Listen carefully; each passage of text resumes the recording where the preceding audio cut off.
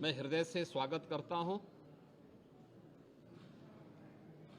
आज से 24 दिसंबर तक शीतकालीन सत्र में माननीय सदस्यों को सदन में अपने मुद्दों को उठाने, उत्तर प्रदेश की जनता के हित में और उत्तर प्रदेश के विकास से जुड़े हुए तमाम अन्य कार्यों को आगे बढ़ाने, विधायी कार्यों को आगे बढ़ाने और विभिन्न विभागों में जो नई मद हैं उनके लिए सप्लीमेंट्री डिमांड्स के लिए भी यह शीतकालीन सत्र अत्यंत महत्वपूर्ण होगा।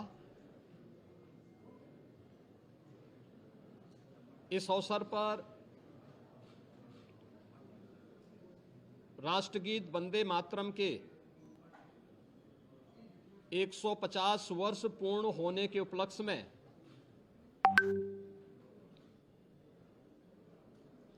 एक महत्वपूर्ण चर्चा 50 वर्ष पूर्ण होने के और वंदे मातरम गीत के रचयिता के प्रति कृतज्ञता ज्ञापित करने का भी एक अवसर उत्तर प्रदेश विधानमंडल के सामने होगा, क्योंकि उत्तर प्रदेश की स्थापना का दिवस और राष्ट्रगीत के रूप में वंदे मातरम को भारत के संविधान के अनुसार मान्यता प्राप्त होने का नोटिफिकेशन एक ही तिथि इस महत्वपूर्ण इवेंट के लिए है और उत्तर प्रदेश की विधान मंडल में इस पे चर्चा इसलिए अत्यंत महत्वपूर्ण होगी। कल सर्वदलीय बैठक में हम लोगों ने सभी दलीय नेताओं से इस बारे में अनुरोध किया है कि सरकार प्रत्येक मुद्दे पर चर्चा कराने के लिए तैयार है। सरकार विकास से जुड़े हुए मुद्दों पर एक सकारात्मक रुख है और सभी दलों का हमें विधानसभा सत्र को संचालित करने के लिए उनके सहयोग की भी अपेक्षा है। देश का सबसे बड़ा विधानमंडल सुचारू रूप से संचालित हो और ये अब तक लगातार एक सही दिशा में आगे बढ़ा है, क्योंकि लोकतंत्र से जुड़े हुए पवित्र स्थल जब चर्चा पर चर्चा का विषय बनते हैं तो जन विश्वास पर जनप्रतिनिधि खरा उतरता है। हमारी थी कि सत्र अधिक दिन चले, लेकिन माननीय जनप्रतिनिधिगण ज्यादातर वर्तमान में मतदाता सूची की जो विशेष पुनरीक्षण की कार्रवाई चल रही है इस कार्यक्रमों में लगे हैं और यह लोकतंत्र की शुचिता, पारदर्शिता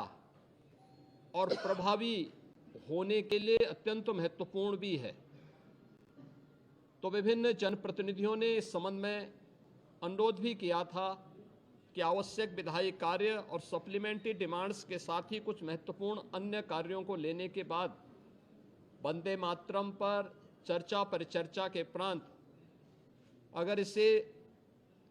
हमें आगे के कार्य के लिए SIR की इस कार्रवाई को जो भारत निर्वाचन आयोग के मार्गदर्शन में चल रही है इसके लिए समय मिल जाता, तो इसलिए इसे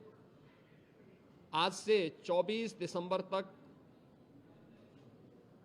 विधानमंडल की इस कार्रवाई का हमने सत्र रखा है और मुझे पूरा विश्वास है कि सत्र उत्तर प्रदेश विधानमंडल के साथ ही उत्तर प्रदेश के विकास के लिए एक महत्वपूर्ण सत्र साबित होगा। समाजवादी पार्टी लगातार सरकार पर आरोप लगा रही है, हर प्लेटफॉर्म पर आरोप लगा रही है, सरकार की तरफ से क्या कार्रवाई? देखिए,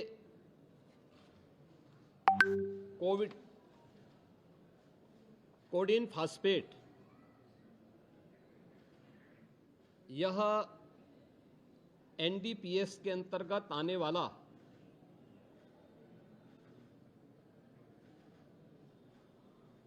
एक औषधि है जिसका निर्माण कोडीन युक्त कफ सिरप यानी गंभीर खांसी के लिए कफ सिरप बनाने के लिए उपयोग होता है, लेकिन सेंट्रल नारकोटिक्स ब्यूरो के द्वारा इसे केवल उन्हीं औषधियों के निर्माण के लिए आवंटित किया जाता है। इसके लिए उसका कोटा, उसका आवंटन, ये सभी सेंट्रल नारकोटिक्स ब्यूरो के द्वारा तय होते हैं। इस मामले इसकी यह कफ सिरप तमाम जगहों पर नशीले पदार्थों के रूप में इसके दुरुपयोग की शिकायतों के बाद इस पे हम लोगों ने कार्रवाई की थी, क्योंकि अवैध रूप से इसकी तस्करी की शिकायतें आई थीं और ये उत्तर प्रदेश पुलिस ने एनडीपीएस, जो उत्तर प्रदेश का एफएसडीए विभाग है, इसके नेतृत्व में हम लोगों ने उसको एनडीपीएस के दायरे में लिया, क्योंकि माननीय उच्चतम न्यायालय ने भी इसको इस रूप में माना है और इस पे कार्रवाई प्रारंभ की है। ये कार्रवाई उत्तर प्रदेश सरकार के द्वारा एफएसडीए, यूपी पुलिस और एसटीएफ इनके द्वारा प्रारंभ की गई है, जिसमें अब तक हम लोग काफी बड़े पैमाने पर इसके अवैध तस्करी के प्रकरण को पकड़े हैं और इसमें व्यापक गिरफ्तारियां भी हुई हैं। यह हर व्यक्ति जानता है कि हर माफिया के संबंध समाजवादी पार्टी से रहे हैं और मुझे लगता है आज विधानसभा में तो कार्रवाई संभवतः नहीं चलेगी, क्योंकि विधानसभा के हमारे एक सिटिंग माननीय सदस्य के आकस्मिक निधन के कारण वहां कॉन्डोलेंस होगा, लेकिन विधान परिषद में हमारे विधान परिषद के नेता सदन इस मुद्दे को वहां पर अगर उठेगा तो जरूर इस मुद्दे को वहां पे रखेंगे। अन्यथा हमारी ओर से कोई मान्य सदस्य बाहर भी अगर सदन में उठेगा ठीक है, बाहर उठेगा तो बाहर भी उसका जवाब देगा। लेकिन प्रारंभिक जांच में सामने आया है कि उससे जुड़े हुए जिन अभियुक्तों को एसटीएफ या यूपी पुलिस की कार्रवाई में पकड़ा गया है, उनके कुछ संबंध समाजवादी पार्टी से सामने आए हैं और समाजवादी पार्टी जो अपने कार्य के अनुरूप जिसका जो बदनाम हो चुकी है और पहले से कुख्यात है, इस पूरे मामले में भी उसकी संलिप्तता आएगी। चूंकि एसआईटी, एक राज्य स्तर की एसआईटी इस पूरे मामले की निगरानी कर रही है, जिसमें यूपी पुलिस, एफएसडीए, इनसे जुड़े हुए सभी अधिकारी मौजूद हैं। इनके अवैध रूप से तस्करी के साथ साथ इससे जुड़े हुए अन्य जो महत्वपूर्ण पहलू होंगे, किन किन लोगों के पास ये धन गया है, ये बातें भी सबके सामने आएंगी और इस बारे में पूरी रिपोर्ट आने के बाद ही इसके बारे में कुछ कहा जा सकता है। लेकिन ये जरूर मैं कह सकता हूँ कि जो सपा प्रमुख के द्वारा